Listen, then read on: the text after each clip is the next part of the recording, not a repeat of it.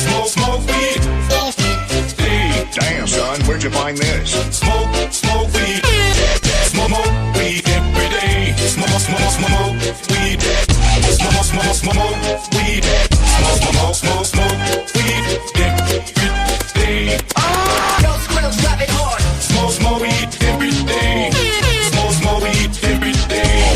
Smoke weed every day. Smoke weed every day. Damn son. Donald and Douglas are twins, and had arrived from Scotland to help Sir Topham Hatt, but only one engine had been expected. The twins meant well, but did cause confusion.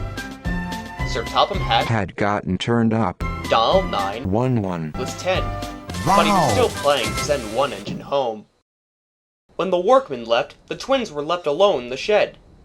You may have noticed, Dougie, that young painters forgot something. What did they forget? They painted brand new numbers on our tenders, but they put none on us. You mean, grinned Douglas, that we can... Just that, chuckled Donald. Hold your wrist. Here's the inspector. Around the pussy. I don't understand why a train would have a face. Smiled the inspector. I don't understand why your face looks like a ball sack, you fucking ass.